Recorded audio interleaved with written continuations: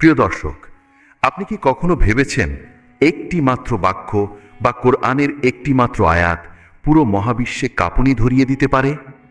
আপনি কি কল্পনা করতে পারেন এমন এক দৃশ্য যেখানে আকাশের দরজা খুলে যাচ্ছে আর হাজার হাজার ফেরেশতা একটি মাত্র বাণীকে পাহারা দিয়ে পৃথিবীতে নিয়ে আসছেন?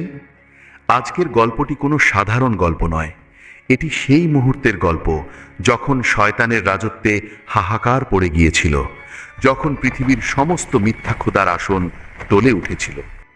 আজ আমরা শুনব কুরআনের সবথেকে শক্তিশালী আয়াত, আয়াতুল কুরসি নাজিলের সেই লোমহর্ষক এবং অলৌকিক ঘটনার বিস্তারিত ইতিহাস।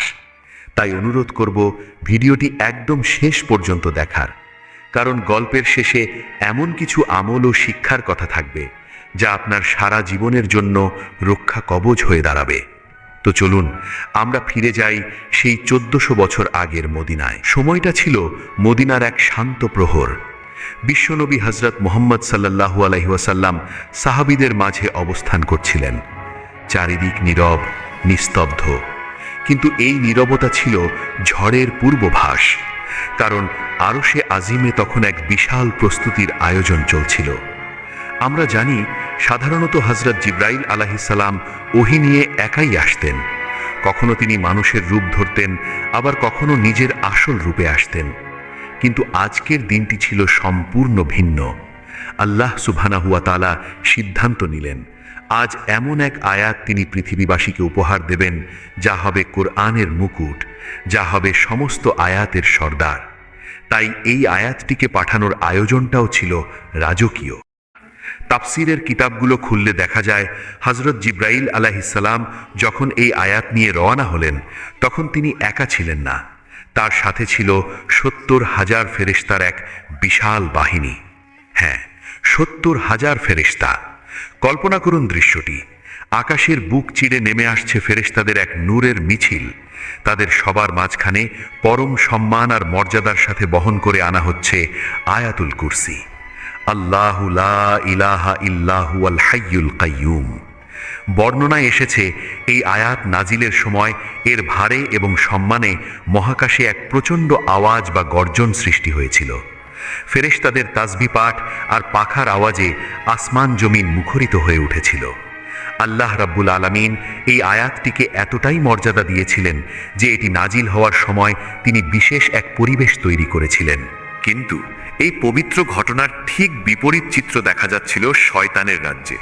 হঠাৎ করেই পৃথিবী জুড়ে এক অদ্ভুত কম্পন শুরু হলো। তবে এটি কোনো ভূমিকম্প ছিল না, এটি ছিল বাতিলের ওপর হকের আঘাত।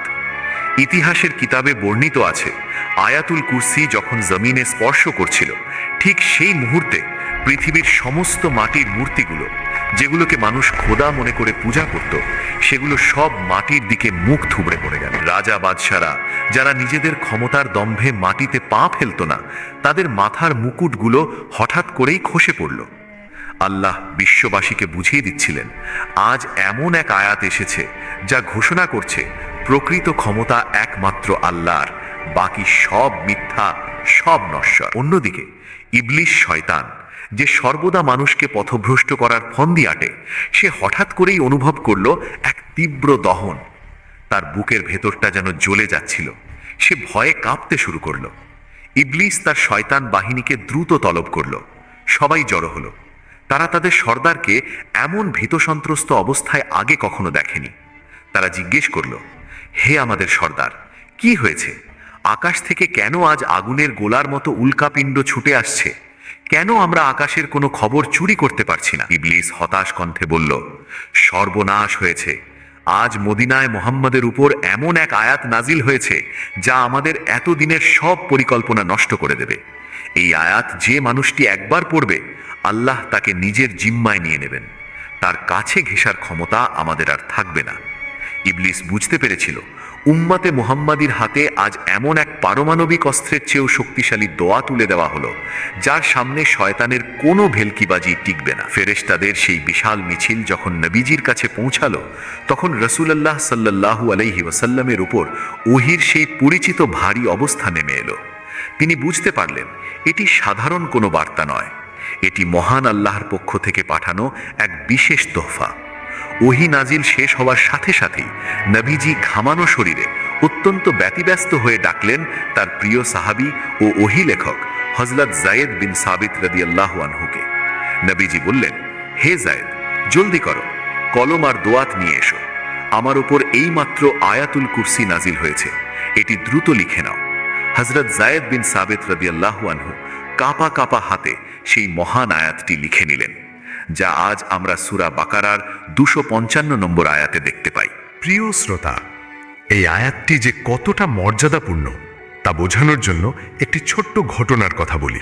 একদিন রাসূল সাল্লাল্লাহু আলাইহি ওয়াসাল্লাম তার বিশিষ্ট সাহাবী হযরত উবাই ইবনে কাব রাদিয়াল্লাহু আনহুকে একটি প্রশ্ন করলেন। তিনি বললেন, হে আবুল মুনজির, তুমি কি জানো আল্লাহর কিতাবের মধ্যে কোন আয়াতটি সবচেয়ে মহান বা শ্রেষ্ঠ?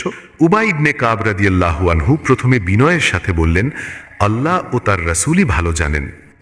কিন্তু নবীজি আবার একই প্রশ্ন করলেন।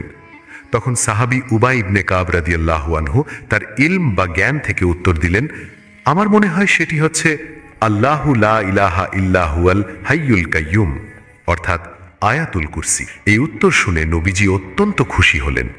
তিনি উবাই ইবনে কাবের বুকে হাত রেখে বললেন, হে আবুল মুনজির, তোমাকে মোবারকবাদ।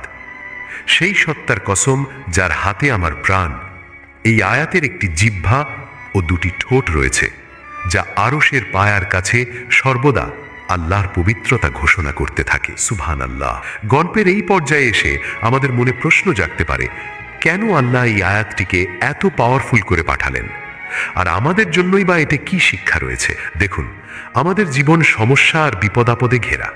কখনো অসুস্থতা, কখনো ডিপ্রেশন, আবার কখনো জিনের আছড় বা শয়তানের কুমন্ত্রণা আমাদের ঘিরে ধরে। আল্লাহ জানতেন তার বান্দারা দুর্বল, তাই তিনি আমাদের এমন এক সুরক্ষা কবচ দিয়েছেন যা পাঠ করলে স্বয়ং আল্লাহ আমাদের বডিগার্ড হয়ে যান। সহিহ হাদিসে এসেছে, যে ব্যক্তি রাতে ঘুমানোর সময় আয়াতুল কুরসি পাঠ করবে, আল্লাহ তার জন্য একজন ফেরেশতা নিযুক্ত করে দেন, যে সারা রাত তাকে পাহারা দেয় এবং শয়তান সকাল পর্যন্ত তার ধারের কাছেও আসতে পারে না। একবার ভাবুন তো, আমরা কত টাকা খরচ করি নিরাপত্তার জন্য, সিসি ক্যামেরা লাগাই, গার্ড রাখি, অথচ সামান্য 30 সেকেন্ড ব্যয় করে এই আয়াতটি পড়লে স্বয়ং আসমানের ফেরেশতা আপনার পাহারাদার হয়ে যাচ্ছে।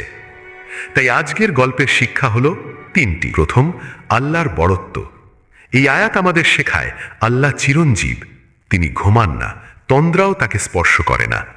মহাবিশ্বের সব কিছুর একচ্ছত্র মালিক তিনি। দ্বিতীয়, শয়তানের ভয়। শয়তান অন্য কিছুকে ভয় পাক আর মাপাক, আয়াতুল কুরসিকে জমের মতো ভয় পায়, তাই শয়তানি ধোঁকা থেকে বাঁচতে এর বিকল্প নেই। তৃতীয়, নিয়মিত আমল। নবীজি বলেছেন, যে ব্যক্তি প্রত্যেক ফরজ নামাজের পর আয়াতুল কুরসি পাঠ করবে, তার জান্নাতে যাওয়ার পথে মৃত্যু ছাড়া আর কোনো বাধা থাকবে না, অর্থাৎ মরলেই জান্নাত। প্রিয় দিনী ভাই ও বোনেরা, আসুন আজ থেকে আমরা প্রতিজ্ঞা করি, আমরা অন্তত 5 ওয়াক্ত নামাজের পর এবং রাতে ঘুমানোর আগে এই আয়াতটি অবশ্যই পাঠ করব। নিজেদের ঘরকে শয়তান মুক্ত রাখব। আজকের এই ঘটনাটি যদি আপনার হৃদয়ে সামান্যতম নাড়া দিয়ে থাকে, তবে অনুরোধ করব ভিডিওটিতে একটি লাইক দেওয়ার জন্য, আর এই গুরুত্বপূর্ণ বার্তাটি শেয়ার করে আপনার বন্ধুদেরও জানার সুযোগ করে দিন।